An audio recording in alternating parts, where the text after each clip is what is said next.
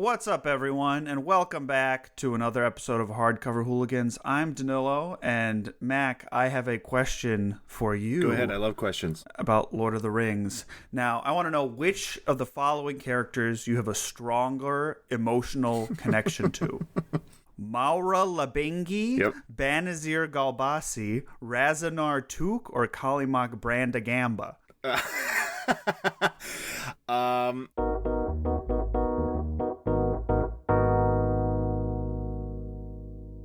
I'm not falling for this because I know who all those people are, and Of course you do, you big nerd.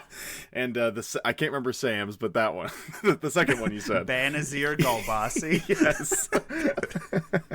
Now, if you don't know what the fuck we're talking about,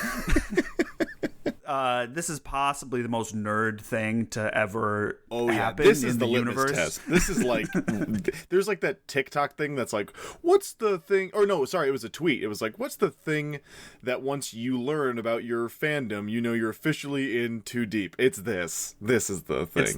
So these are the real names of the hobbits in the language Westron. Yes. And now you'll be forgiven for not knowing anything about this because it is completely irrelevant to the story. Yeah. A fun fact about this is that I'm pretty sure, I'm going to look this up just to make sure, but their names aren't Frodo, like in other language, it's just in English that these are their names. Frodo, Sam, Merry, Pippin. Wait, really? Yeah, because in like French, it's just like other French sounding names. Because the idea is like the book is translated to sound like right. So like the translators of Lord of the Rings followed Tolkien's translation advice as if they did it from Westron. So let's backpedal here. maybe it's not their names. Some places have different names and stuff because it's all translated from a different language. It might be wrong about the main cast, but yeah. So what the fuck are we talking about here? We are talking about the fact that Tolkien treated this book as though it was like a found text from something called the Red Book of Westmarch. I'm very happy you written said in that. the language of Westron. This is so funny. I was like going to bed and I was trying to explain to my girlfriend. I told her about the Red Book of Westmarch. And now you guys aren't dating anymore? And she said, quote, "Very cool." Yeah, that sounds about right. Every once in a while, I'll tell my now wife about, I'm like, did you know that Legolas and Gimli went into the Undying Lands together? And she's like, this is the 5th time you've told me. Like, yes, I remember. If I know one thing about Lord of the Rings, it's that. So yes, the idea is this whole thing comes from this text called the Red Book of Westmarch, and there's a note at the end of the appendices about how he decided to translate it. And so the names I read off at the beginning are the real names of the hobbits in Westron, and he basically translated them to their like English equivalent, like how they feel in the original language, right, instead of like literally. I don't know, it's very, I'll say it, I think it's cool. Yeah, it's super cool. But incredibly nerdy. The other thing is that there's I think it's in the languages part 2 about Quenya, the elf language. Yep. Uh-huh. Is written in Latin, or like a Latin approximate, because that's the easiest way that you can translate it. It's so funny because it's all made up, but still, it's like the easiest way you could translate this made up language. He was like, so if Westron is English, just like modern English, Elvish is like their Latin, right? So I'm going to translate all the Elvish so it sounds sort of Latin-y, so we can get the same sort of atmosphere reading it in English. Yeah, it's a wild thing to do and say you're doing. It sets and it's all fake. Yeah, it's not real. But it sets the, like when you hear Latin as like a human person in the real world, you're like, oh, that's probably a fancy important thing. And so when you hear the Elvish in this world, it's the same thing. It's like, oh, that's a fancy important thing. So you still get like it's all very smart, and it's crazy that none of this is in the book.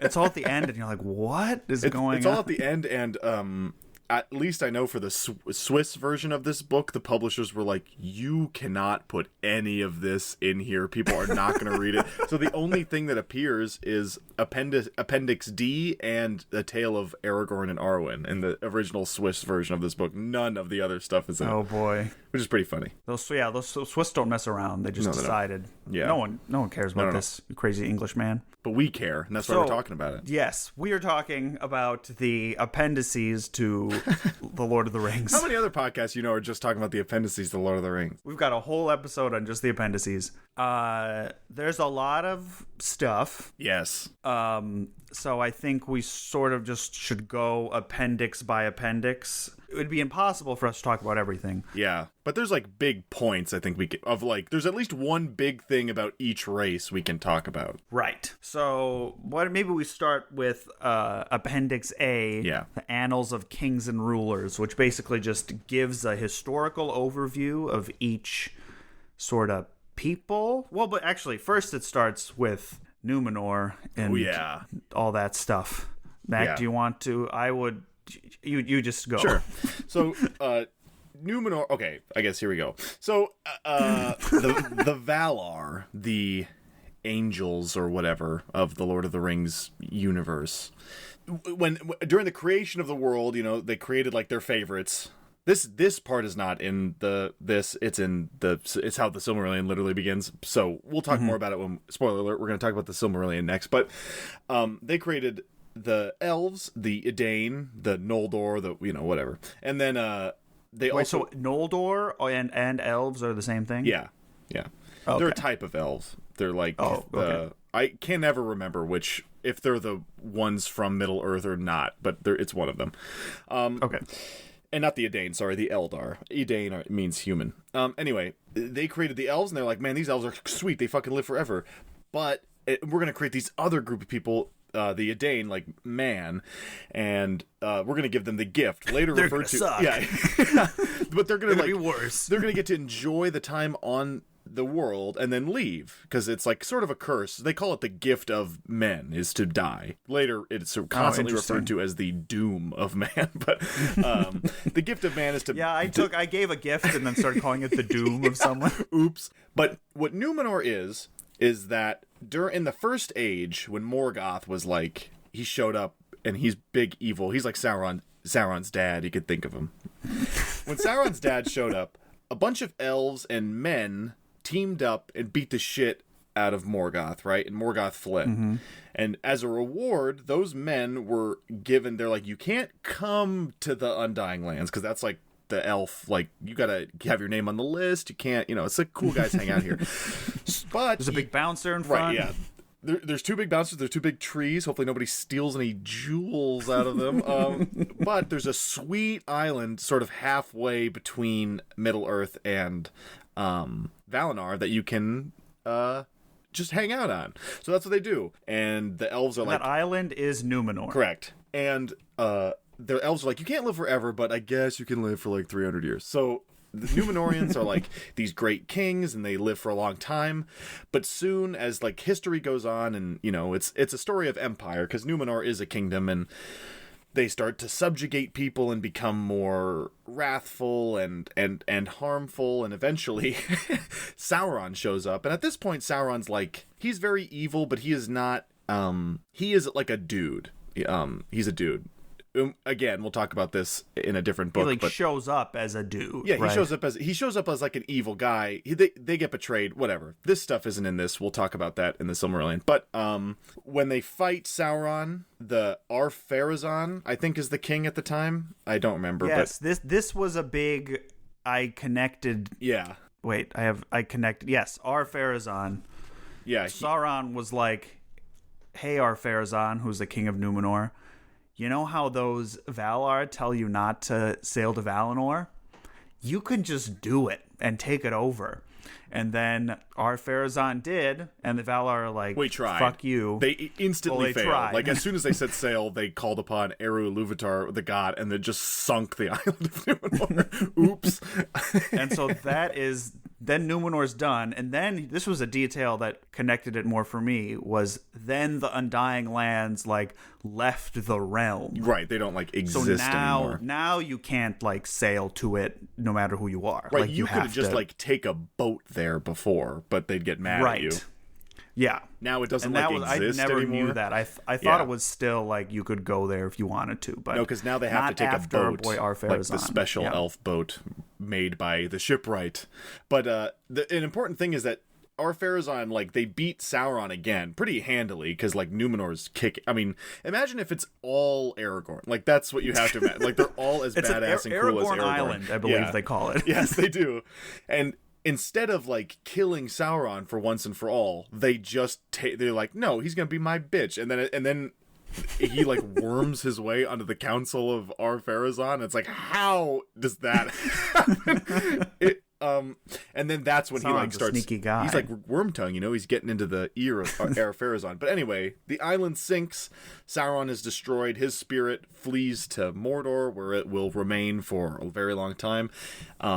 It's noted in the appendix that before that, Sauron was like hot, and now he's only ever like evil and looks like a big dude in a black scary suit of armor. Yeah, doesn't it say like, and that was the last time he could hold a beautiful form or something like that?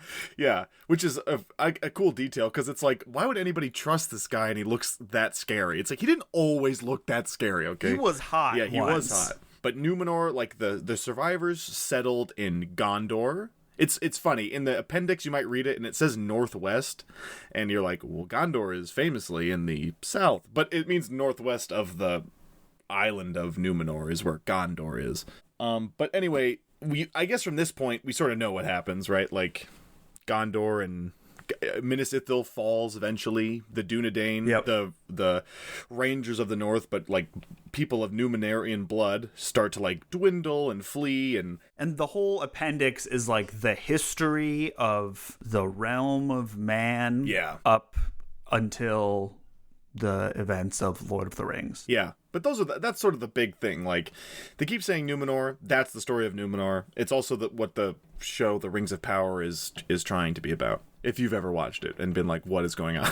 That's what they're trying to do. So we get more stuff from Angmar, and it's pretty cool. One of he has the whole, you know, how the years work and everything. Yeah. And one of the sentences. Oh my God, I wrote this down too. You wrote this down? In 1974, the power of Angmar rose again. I was like I can't believe Richard night. Nixon let Angmar rise again. I said the same exact thing to my wife last night. I was like, you're never going to believe what happened in the 70s. I didn't know this. They skip over that in the history books today. But the Witch King rises, and he's like this is the one of two times he's called the Witch King, and it's like he's like an evil sorcerer, but he's also a ring wraith. He's not like one of the 9 kings of men. He was like always evil, and then Sauron was like, hey, do you want to be even more evil? And he was like, and so he fucks up, you know, Arnor and Minas Ithil and takes it over, and that becomes his stronghold. I want to talk about the snowmen. Oh yeah, this is great. You please talk about the snowmen. There was some king at some point who, I don't remember who, but fled to the north because of Angmar, or something, or they had to like get back, and they had like a palantir, and there's just a group of snow people called the Snowmen who help him out. And it's funny because he calls them snowmen. It's not the only time in the appendices something violent happens in the winter and people mistake it for like a snowy evil spirit. It happens twice: the snowmen and then Helm Hammerhand, which we will talk about later. Yeah, I don't know. It was cool to read. Yeah. And then it was boring, and then it's cool, and then it's kind of boring. Well, it's really like cool. History. Right. I think it's really cool when it's like a story, and then I check, there's like 2 pages of just like Ar-Pharazôn and Ar-Krarazon, and then it switched to Tar-Krarazon, and I'm like, oh, I do not care about this. And this is why. Yeah. And I think it's cool that it's made up. Yeah, it's very cool that it's made up. And also, there's, like, the appendices are really violent. Like, the history of Middle-earth is very, very violent. And really fascinating, I think, when people sort of the story of the Lord of the Rings is maybe, we've talked about it plenty on this show. We have argued that it's not really black and white, but just for the sake of argument, the story of Lord of the Rings, certainly in comparison to these appendices, is definitely like black and white, good versus evil. Because there's like, it's about like the fall of Numenor is about like power influencing just like a person. Not even with the rings. It's just like how you can become the king and like still want more. A hot guy can talk you into sailing to heaven. Yeah, it's about how a hot man can talk you into sailing to heaven to confront Jesus Christ. It's like, we want to be here. But yeah, that's mostly the Numenor stuff, and then obviously it goes into the line of Gondor and about how they was a line of Numenorian kings, and then they eventually just started having daughters, and then eventually stopped having kids at all, and the stewards took over. Stewards started, and I don't know if we want to talk about Thorongil right now. Oh, sure. Reading this, there's this cool guy who shows up to help Ecthelion the First, I think, with the no, not the first. The second. Whatever. Denethor's dad. I think it's Denethor's dad, right? With the Corsairs of Umbar. He's like, hey, you're having trouble with some Corsairs? I'll be your best friend and sail down there and fix that problem for you. And then he leaves. And I'm like, this guy seems really cool. I want to know more about this guy. I wonder what happens to him. And then later in the appendices, I find out it's Aragorn. Yeah. He's going by a different name. He's there. He's also ridden with the Rohirrim, and like every single time it says later in like there's like an entire appendix part that's like, here's all the cool shit about Aragorn. Aragorn's like the Forrest Gump of Lord of the Rings. He's been everywhere. He's like at all the cool stuff. But he like leaves right before like all the glory is going to be given. He like leaves and moves on to the next thing, that's cool. That's my guy right there. That's my dog right there. Is that all the stuff about Gondor? That's all I wanted to say about Gondor. Because there's some cool stuff about the Rohirrim that I want to talk about. Mostly, I am just going to talk about Helm Hammerhand because it is the coolest guy ever. The coolest guy ever. And directly you're like, why is it called Helm's Deep? Well, boy, brother, I'll tell you why it's called Helm's Deep.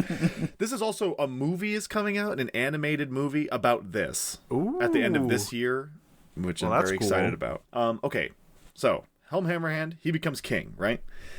He's the king. Some dude shows up. He's like Donald Trump, or just like the richest douche. Like Elon Musk shows up, and he's like, wait, and Helm Hammerhand is the king of the Rohirrim. Yes, yeah, Rohan. Pre or post when they become the Rohirrim? Post, right? Post, yeah, because he okay. All the Rohirrim they like come from the north and then help Gondor, and Gondor's like, have these lands, and then they become the Rohirrim. So this guy named Fricka or whatever, he has Rohirrim, like, he's got the papers, he's got his birth certificate. He's like, I should be king. And I've got all this land and all this money, and I got all my sweet fucking friends with me. And then Helm Hammerhand is like, they don't allow me to beat the shit out of you in my castle. And then he just like takes outside, beats the fuck out of him, which is awesome, and starts Helm Hammerhand's infamous trait is that he just beats people to death with his bare hands. Hammerhand. So Fricka comes back. He's trying to convince him to do like an arranged marriage. Fricka has a son named Wulf, and Helm's daughter. I'm not sure that. I don't remember his daughter's name. I'm actually not sure if she is named, but he says no, obviously. And sorry, I was wrong. This is when Helm Hammerhand punches Fricka so hard he dies. And the men who like were following Fricka left, and Helm Hammerhand was like, okay, well, Wulf and all of those people that were with him are enemies of the king. So now like Rohan is at war with itself. Split. Civil war.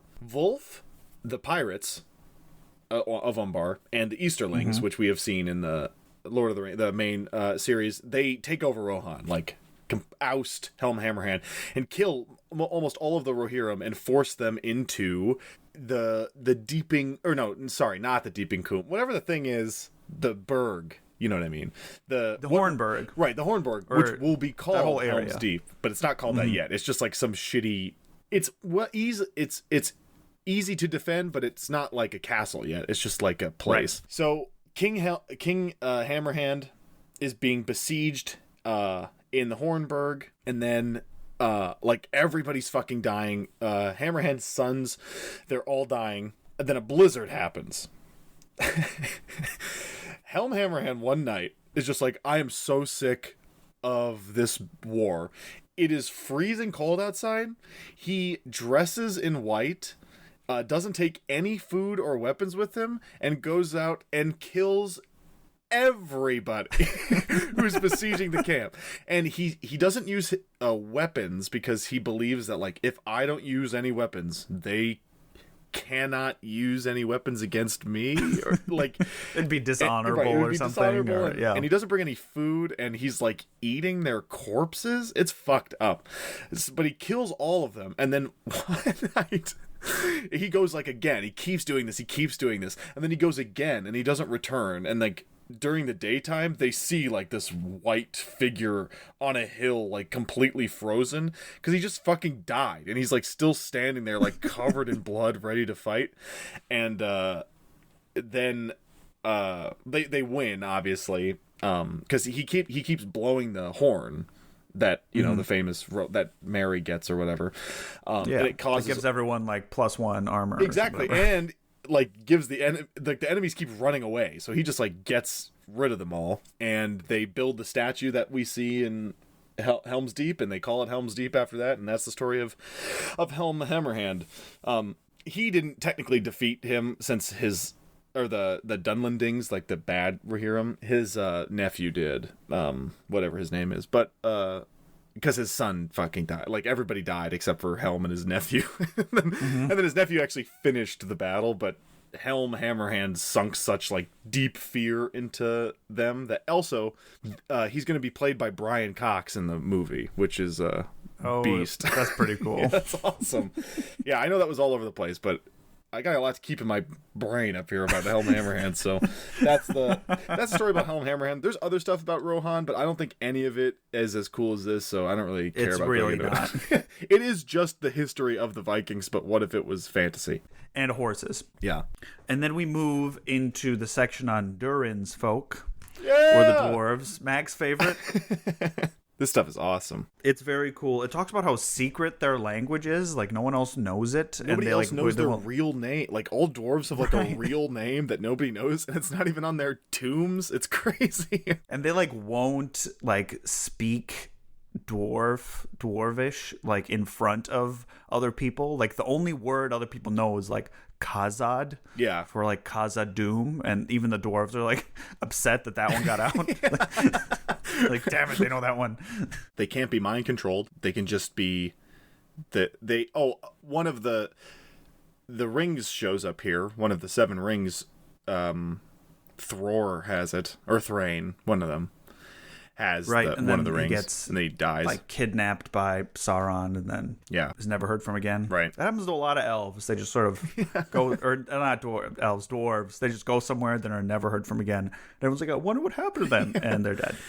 Famously happened. Like, that's what happens. That's what makes Gimli go to Khazad-dûm. Right. Exactly. It keeps happening. Then there's like the story of Azog, who was like a hobgoblin, basically, who had a rivalry with... He's the bad guy in the Hobbit movies, Danilo. That's what that is. Which is just... No, but he's not in the Hobbit. His son is in the Hobbit, the book. Azog, right. In the movie, it's Azog. But he's like a big scare. He chops off Nar's friend's head and throws it, and he like brands his fucking name into it in the dwarf language, and he's like, and he like lives in Moria now, or because they took it over. They took over Moria and kicked the fucking dwarves out, and chops off this guy's head, Durin Eighth's whatever, his head, and throws it at his friend, and then he's like, hey, take it back to the dwarves, and here's some incentive, and throws like money at him, which is like fucked up. Reprehensible behavior. And this turns out to be a huge mistake for Azog, because Nar does in fact take the head back to Erebor, and then all the dwarves start an incredible war with them that orcs still shudder at and dwarves still cry about if you bring it up, which is what so like there were heroes on both sides, certainly. Yeah, I mean, the lesson is dwarves are chill until they're not. Yes. They fuck up. Yeah.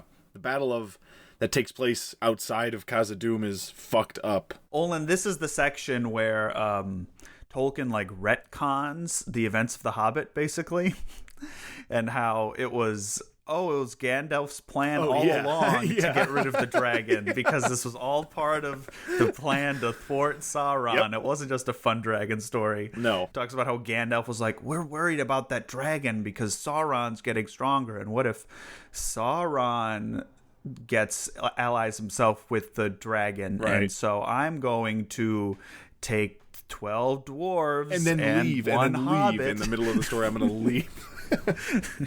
And I'm sure they'll figure it out.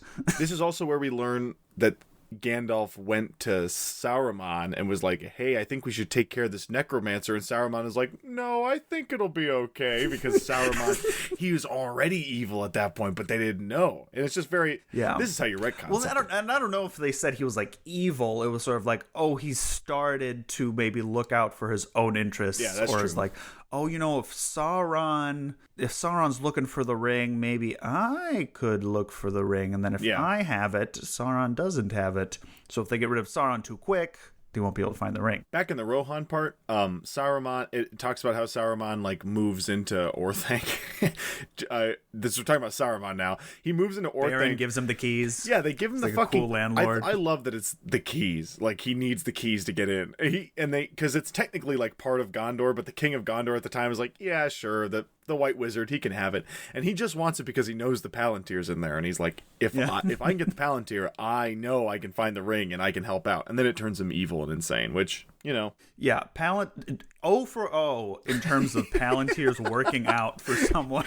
Even Aragorn had just barely worked out. Even when he looked into it, he came out of the Helm's Deep like, oh my god. Well, he didn't even try to do anything. He just tried to go like nah, and then that was it, and it still fucked him up.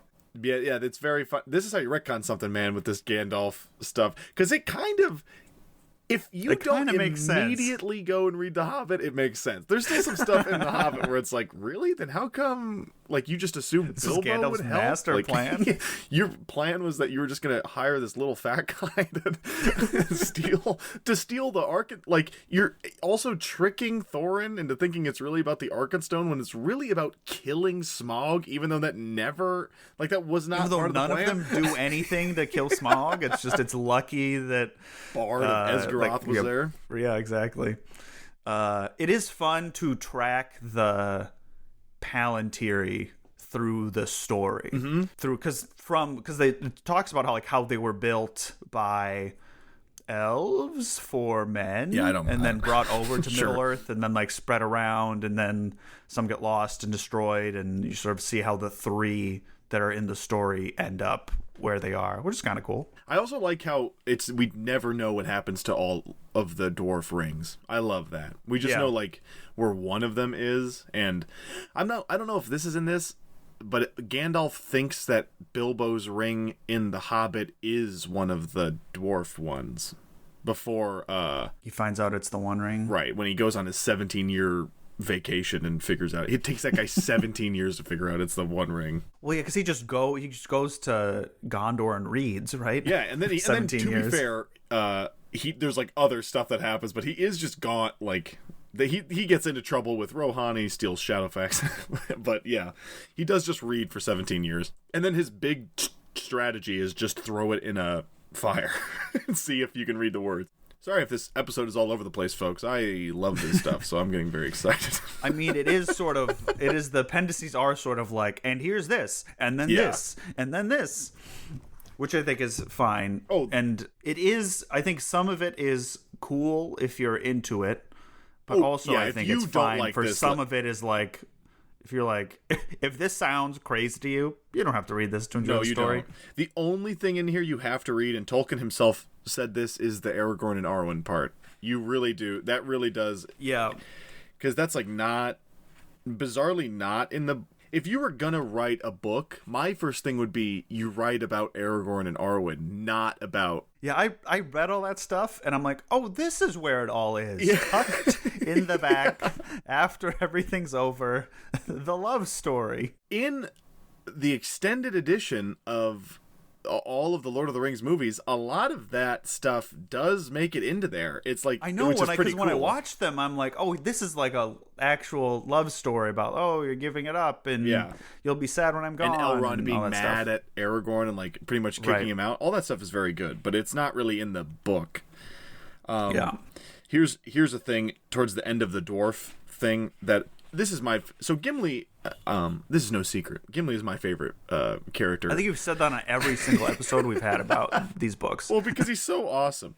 But Gimli is like one of the most revered dwarves of all time, obviously, because he was one of the 9 who set out to do the whatever it is that they did.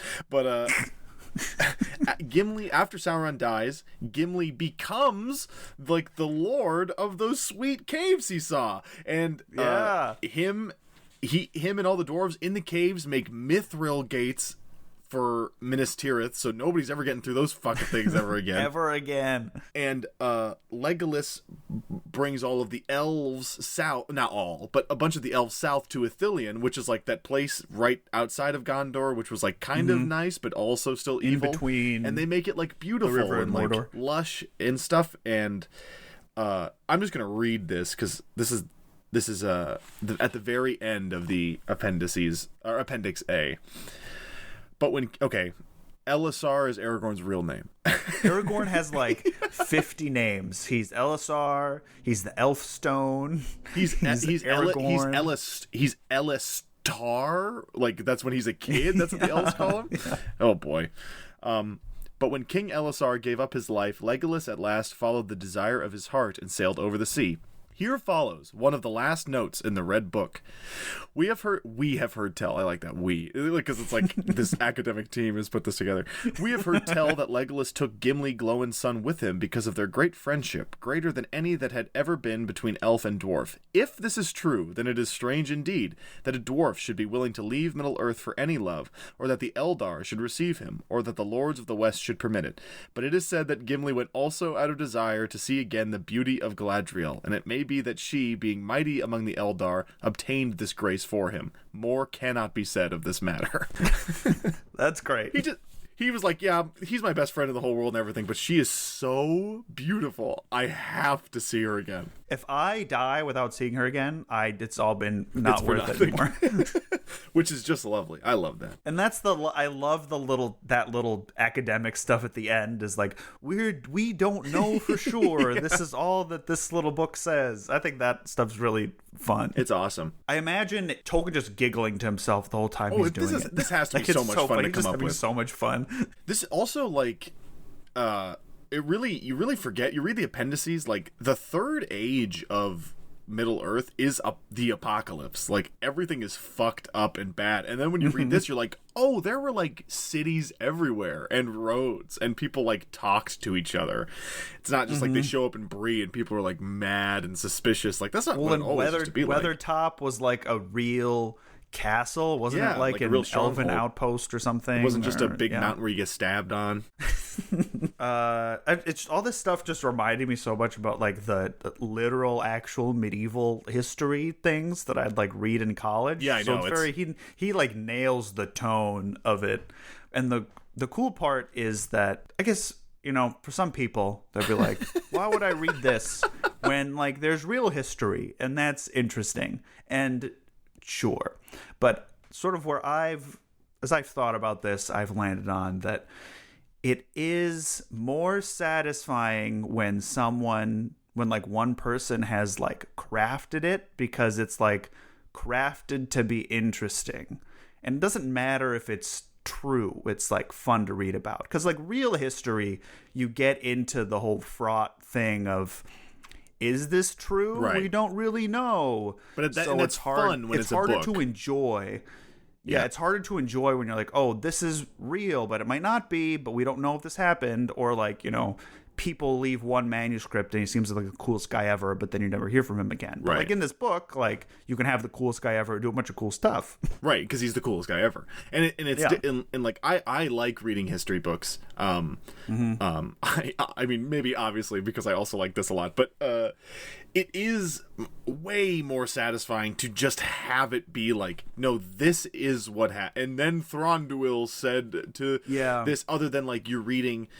Because you don't have to talk about like, oh, the bias of the historian and what narrative they're trying to craft. I guess you could if you're a hyper nerd, but that's not really what this is about. You can talk about Tolkien's propaganda or whatever. But, because it's fun to you read like these books. I keep thinking about there's this book called SPQR, by Mary Beard, about ancient Rome. Yeah, about ancient Rome, and it's very good. But obviously, it's a immensely popular book. It's very good, but there's a lot of bits where it's just like, we don't know what this is an extreme example, just because I had just read it recently. But they're talking about like rape in the culture of Rome, and a lot of it's like some people say this and some people say that, and we don't know.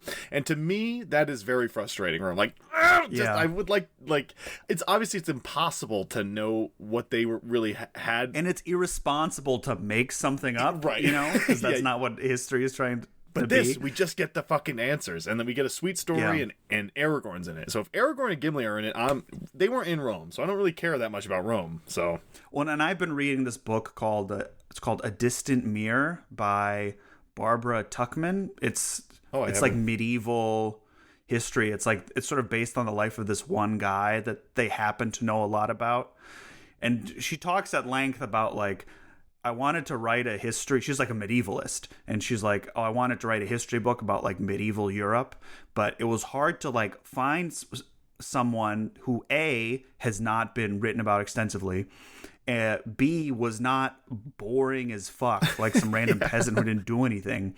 And so she like lucked out and found out this like one guy who they sort of know a medium amount of stuff about, and used like his life as the backbone of this book. And even then, some of it's like, and so his dad got taken over here, and then that's the last they heard of him. Right. And we don't know what happened. And you're like, okay.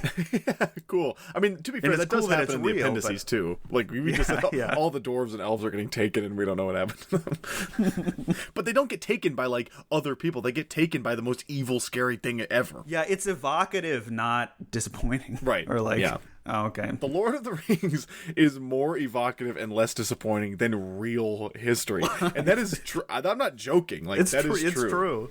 That's why people love this stuff. But it still feels real. Yeah, it all feels real because that's how it's written like a history. And the Silmarillion is written like the Bible and also like the history. So if you like the Appendices, you'll love the Silmarillion. But if you don't like the Appendices, maybe this is where you stop reading The Lord of the Rings. Which is, I think I just can't say enough how smart it was of Tolkien to not put all this bullshit in the rest of his book. Yeah. Like he could have. It doesn't really work in the copies where it's like the individual books, but if you have a copy of the book that is all three of them in one, there's a ton of footnotes where it's like where these things are briefly mentioned that you can go back and see, and it's like, oh shit, they did talk.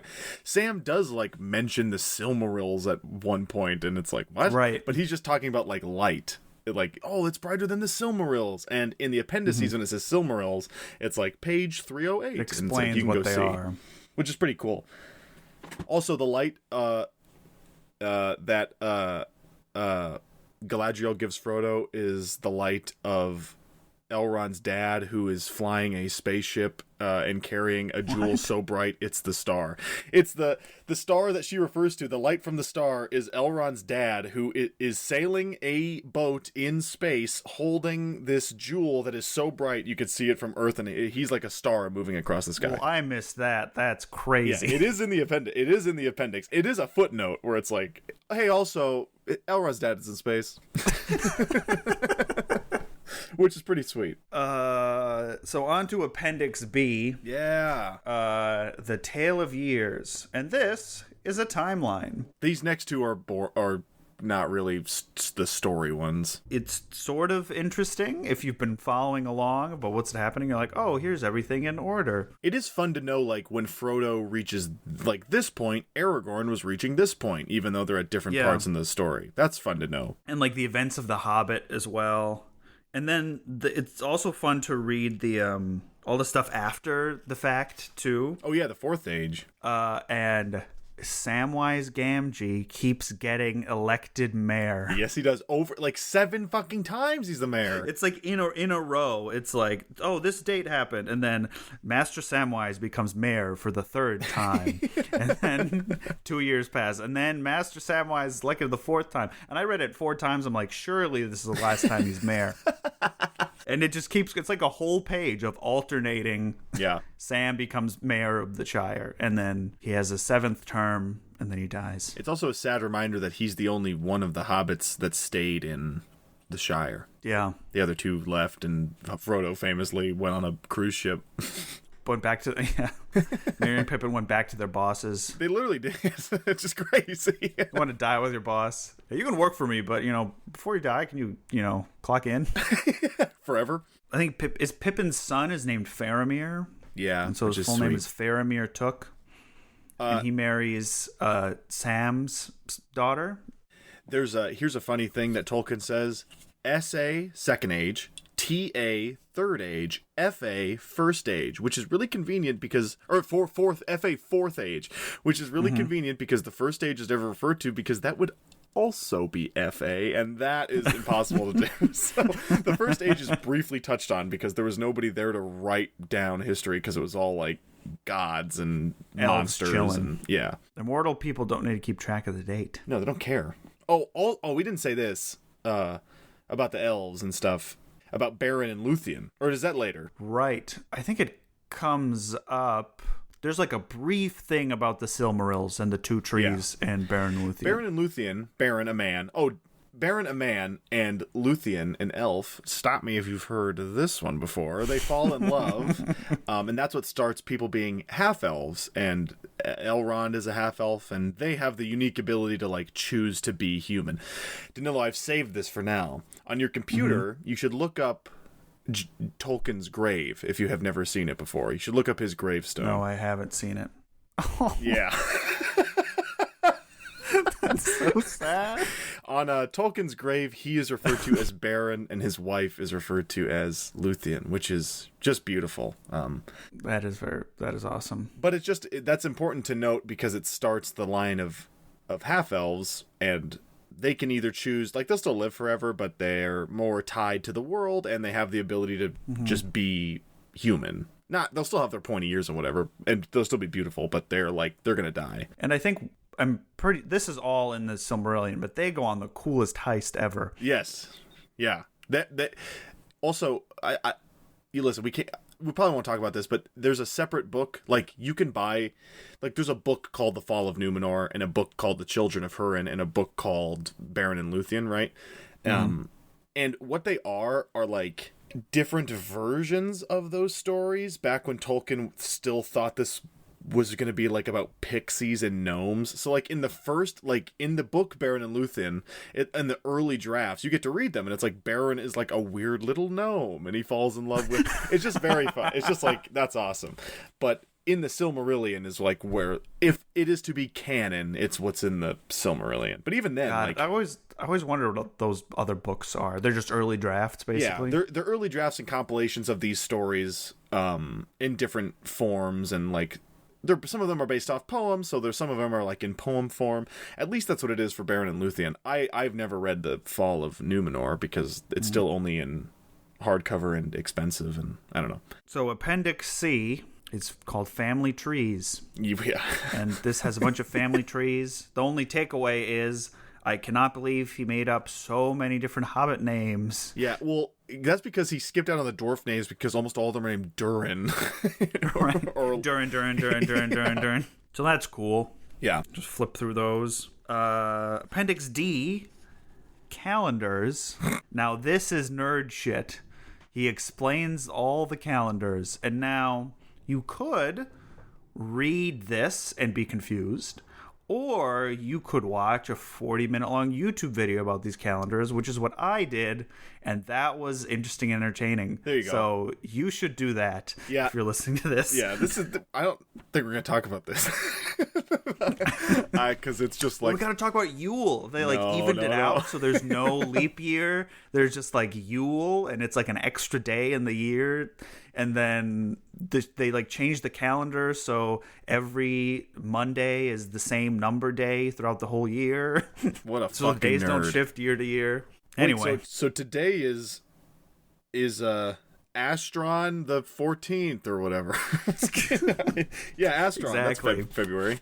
Well, and then they talk about in the Shire months were derived from the months in Sindarin and all that. And look at how similar these two words are, so you can see how they came from each other. Crazy. This man was crazy. Yeah, this is the kind of stuff where you never nobody's doing it like Tolkien. Nobody's doing this. The Hobbit week was taken from the Dunedain. Okay, the Dunedain had their own week, and the Hobbits did the week like the Dunedain. I don't know. He's a crazy bastard. And that's why he says stuff like March or Monday. It's not... This goes back to that translation thing. Yeah. He figured out the whole calendar. It's not really literally Monday. March 14th. Gandalf didn't say... Yeah, exactly. It's October the 3rd. He doesn't say that. He said it in whatever Quenya month it actually is. And that's all I have to say about that. Yeah, that's Appendix E is all about writing and spelling, which is... This is what I'm talking about. You want to do this one? No, I don't. I just think that this is of the two. If I had to choose, between learning about the calendars and learning about the language, I think the language is way more interesting. And it saves it to hear you realize you've been pronouncing most of the mountains incorrectly because it's not Caledon, it's Calathon. Yeah, it's the DH is a th. Well, there's for my days doing. Old English stuff, there's a th and a the. Oh, yeah. And those are two different consonants. And so I think the DH is supposed to be the D-E-R th. The. Yeah, right. It's both. It's weird. And so he goes through how to do all the letters and how they've... You could fucking learn pronounce it. How to, this is what people use to, learn this language. People know the language. And that's how... And it's so cool because when you hear the elves speaking in the movies, they're literally speaking. That's they didn't make it up for the movies. That's real. Because I was watching behind the scenes, and it's the nerdiest man of all time, made a bunch of videotapes for them to learn Elvish on set. Yeah, it's awesome. And a lot of them still know it and can, sort of converse in Elvish, which is just pretty cool. Yeah. That's awesome. really cool. He likes his languages. I don't know if there's anything... No, I mean, I in here. I mixed them up. I'm more about Appendix F. I do like learning about Westron and the languages of the other... There's different scripts for each one. Yeah. And he talks about how they're used. I have nothing else to say. We learned that Tark means man. When the orcs say Tark the one time in the Lord of the Rings, they say it in Return of the King, and we learn all about it here. Well, and isn't Sharky derived from it their word is, for old man? Yes. Because when people are that's so random, it's not, no, actually. No. None of it is random, I assure you. All right, should we talk about Appendix F? Yeah.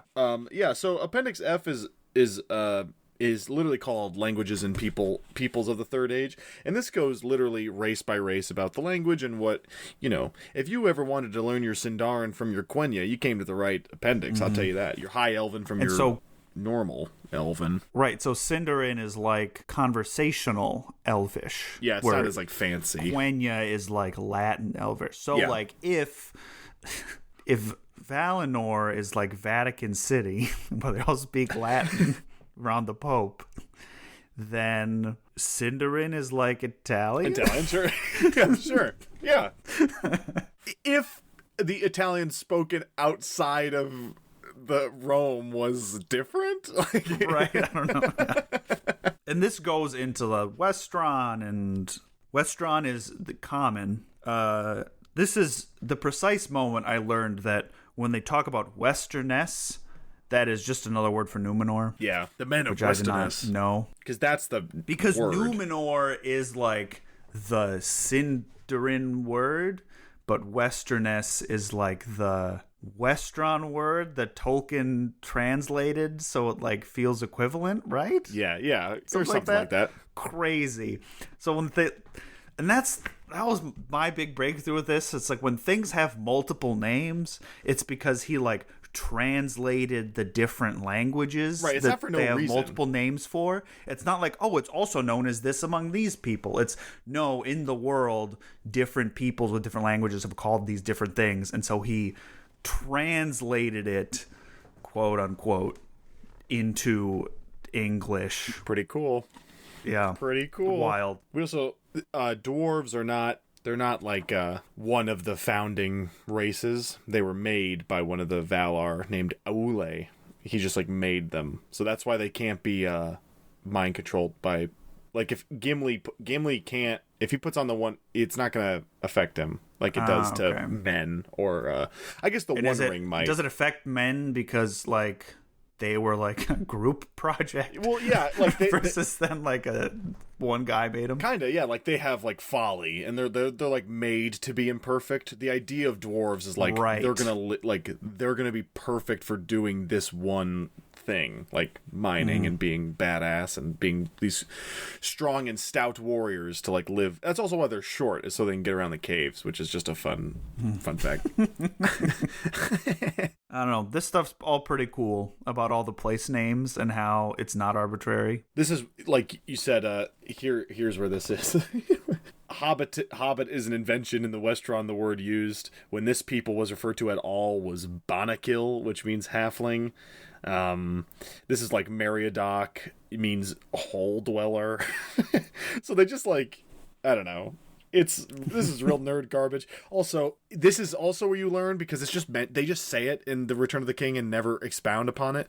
Holy shit. Theoden King keeps saying Holbita instead of Hobbit, that's right. And then just in this one little part, the latter I have translated for reasons explained by Holbita, and Hobbit provides a word might well be a worn down form of Holbita if that name had occurred in our own ancient language. So it's just like, that's what they were calling them the whole time, was not hobbits, was like Holbitas, or that's what because like because like they were using some old like Sindarin term that then got like morphed into what they call hobbits.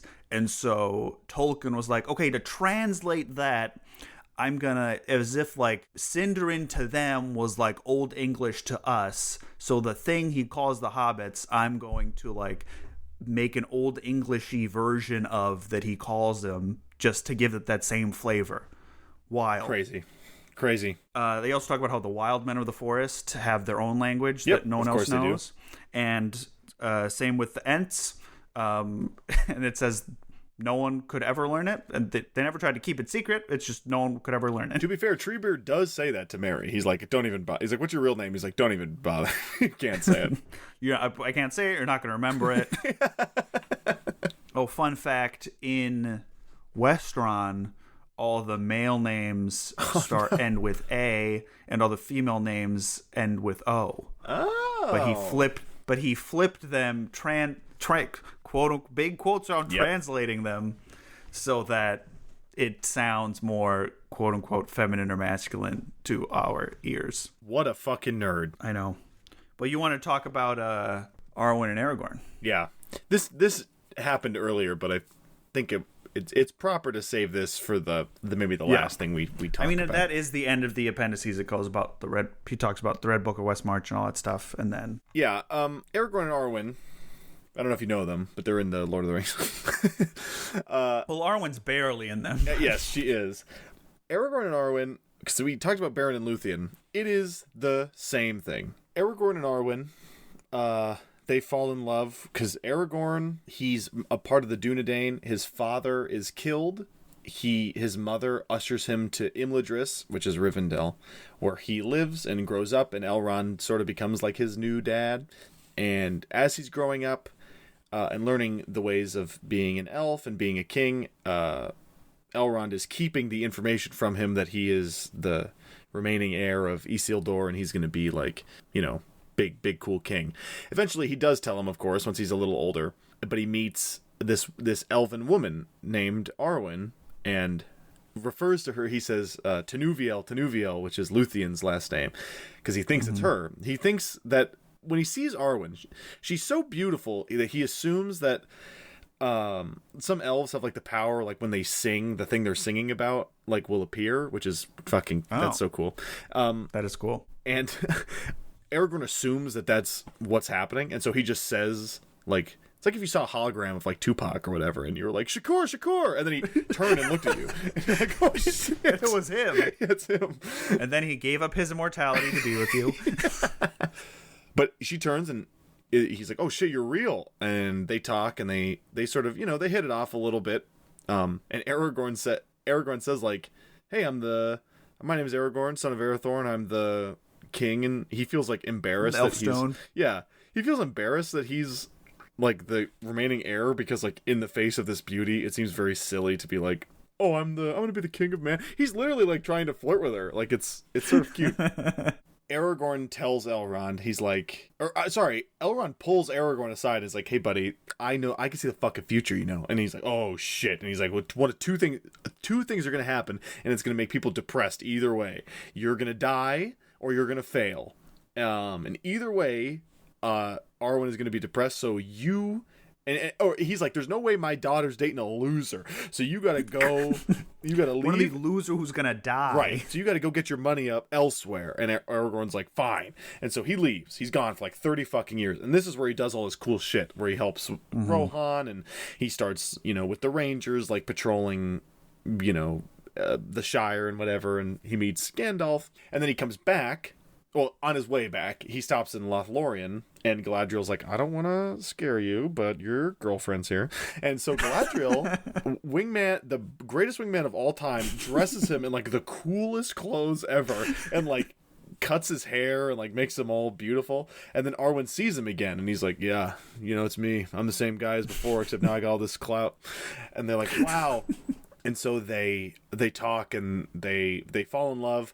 As soon as Arwen sees him, she makes the choice. She's like, all right, I'm not going to be an elf. I'm going to be a human and be with Beren, or be with Aragorn, because it's the same story. They climb this hill. They sort of get the picture. They see Mordor and they're like, oh, that looks bad. And like they see like the light of the elf, or do they really see it, or is it like a metaphor, like fading in the world, right? Right. Elrond, he does it again. He pulls Aragorn aside and he's like, there's no way, I'm not okay with this, and I'll still not be okay with it, but I'll be more happy if you are just become the king and you unite Arnor and Gondor again, because it's been a minute since that's happened. And so that's exactly what happens. He leaves, and then the Lord of the Rings happens. Mm-hmm. They go back, like they meet again in Rivendell in the story when that happens, and that's when like Sam sees Arwen. They live after Aragorn, they win and he becomes the king of Gondor and Arnor. He's the king and she's the queen. He reaches the ripe old age of 210. Aragorn chooses to die before, seemingly like a long time before he might actually have to die. He just didn't want to like keel over on the throne, because that wouldn't be proper. Wanted to go out. He like did self-euthanasia. He did, sorta. Literally. Like he takes his scepter, because like all the kings of Numenor had this dumbass scepter, and he gives it to his son, and he's like, you're the king now. And then he just goes and like lays down in a bed, and Arwen's like, you have to get up. And he's like, no, I'm dying right here. And it's a very sad moment, and Aragorn's like, we knew this was going to happen. Like, this is not a surprise. It's just, I have to do this now. And she's like, okay, I understand. And he dies, and Arwen is not even, because even though she's not immortal anymore, she's still going to live for like a stupid long time. Arwen leaves, and she goes to Lorien, and under the trees, the Malorn trees, the beautiful like golden trees, and the leaves are falling, she just sort of makes that, she's like, I'm just going to walk around here until I die of old age. So the book leaves Aragorn and Arwen on a happy note, but the story is not happy. Like Aragorn dies, and I don't know if like one would argue that it is selfish that he died, but like he did. That was going to happen at some point, right? And he put like the needs of the people and the needs of like the race of capital M man ahead of the needs of him and his queen. Which, I mean, I don't know if I would do that, but I'm not a ancient king of the Western S, so I just think it's a beautiful story. I don't know how it would have been crazy bad if he just killed over on the throne, but whatever. Yeah. I guess he didn't want, like the last time, the previous king also went crazy on the throne and lit himself on fire. Oh, yeah. So maybe he didn't want that to happen again. He's like, there is a non-zero chance I go crazy. So, but it's just, you really need to read. You have to read this, because all of this doesn't read like a history. It reads like a story just cut out of the book. There's like dialogue and scenes and stuff. And there's the other sections that we've talked about, like the Helm Hammerhand part and some other stuff read like, and some of the old kings of Gondor, like their stuff reads like short little vignettes or stories that are cool and interesting. But it's sad. That's how Aragorn dies. Also, when he dies, Merry and Pippin are buried next to him, because they live in Gondor now at this point, both of them. Yeah, and that's the appendices of Lord of the Rings. One other funny thing, at some point in Appendix A, it just has the sentence, Sauron was busy with evil. Just doing something. He's always busy with evil. He's just busy with evil. He can't answer. That's why he doesn't answer my emails. He's like, I'm busy with evil. Out of office, busy with evil. Well, this is sort of our last chance to say anything about Lord of the Rings in general. Yeah, I mean, Danilo, this is the first. What do you think? You've read them all now. It's cool. I like it a lot. Yeah. I'm more of a nerd for it in book form than movie form. I like it a lot more because of all the nerd bullshit. And like the world and the descriptions and the atmosphere and like all the stuff that makes the appendices good is also like the same thing that makes the rest of the books good. Yeah. If that makes sense. It's like the attention to detail, basically. Yeah. And him like really caring about his world and his story. And I think we said this before, like this was his hobby. He wasn't a professional science fiction fantasy author on Book Talk. Right. So he really could be like, I'm going to work on how the Shire does its calendar for, 5 years or whatever. And that's exactly what he did. Yep. It's great. Yeah. It's rereading like this appendix stuff. It really does. Like this is, I think, one of the greatest, taken as a whole thing, like from the first age to the end of the Lord of the Rings, one of the greatest stories of all time. Or I think it, like what you're saying, it's cemented in me, like this is a major literary work. Yeah, definitely. To be taken seriously.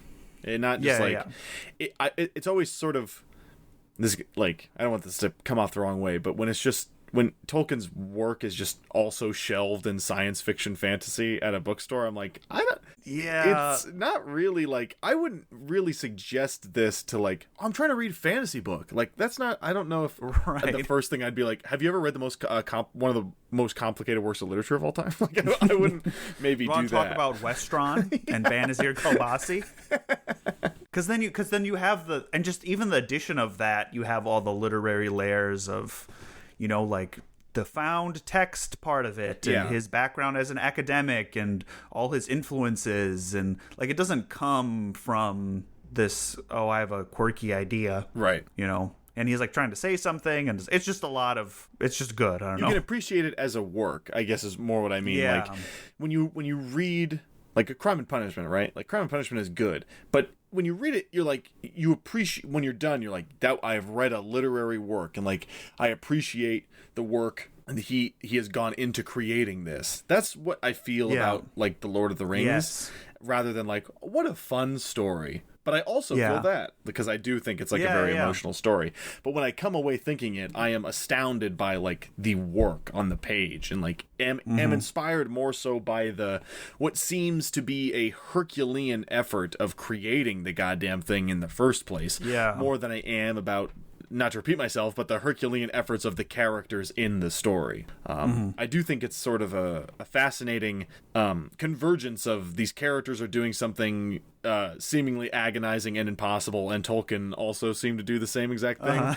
And not cutting corners, like really being like, hey, I have calendars. Right. And like, knowing I got to receipts, not, bitch. and having the wherewithal and the maturity and the skill to refrain from putting that in the story, because we have talked about a different guy who probably would put the fucking calendars in the story, who would make how the calendars work central to understanding the plot. It would be Frodo trying to uncover the history of the calendars, and once he unlocks the secret of the calendars, that is what allows him to throw the ring into the volcano. Because that is how that would go. After you read the appendices, you come away and you're like, oh, there is kind of a hard magic system. But guess fucking what? It doesn't matter. Who And it's cares? not in the story. It doesn't matter that elves are somewhere half-elven and they can choose magically to be human, or like, that doesn't matter. The choice to remain with, like, to give up a part of yourself to be with somebody else because you love them, that's what matters. That's like the important part. Right. That's like the human That's the metaphor. part. Yeah. Oh my fucking God. Yeah. He's infiltrated another discussion. What a great story. And just like, you're so immersed, like I get so immersed in it that like I do have to remind myself that like one guy made this up. Yeah, one guy. And like that's like, I have to constantly remind myself, because then you're like, whoa, it's like really staggering, especially now that we take elves and dwarves are Scottish and elves are condescending, all like the D&D, It's all here, man. all the D&D stereotypes. Shouts out, we'll read the Silmarillion, but a lot of that is his son. He had Tolkien had written it all, but never combined it all really until Christopher Tolkien wrote and edited the Silmarillion. But this stuff, this is all J.R.R. baby. What a nerd. What a huge nerd. In the best possible way. Can you imagine if your English professor at college showed you what he was working on, and it was the most complicated fantasy world? What are you doing? So talk about Quenya, and you're like, what? I've developed 2 languages. I found this red book in my office. Yeah, he's trying to pitch it to you as if to see if the idea. It's like this. Found it. If stand-up comedian tries telling jokes to see if they work on stage without saying can I tell you a joke? He's like, hey, I've heard on the news somebody found the red book of Westmarch. Now I have a copy. I've been translating it. I don't know if it's worth publishing. Do you mind reading it? What about Golbadir Galbassi? What do you like that? Or do you like Sam Gamgee better? What do you like better? Same guy. He's like, you just pitching it to people. His students. And they're like, this feels a lot like World War One. No, it's this old book. It's just a real book I found. Sir, you're crying in your office about your dead friends a lot. No. Not me. Not I. Maura Labinki. Let's talk about him. PTSD? No. Mara Lapinky? Yes.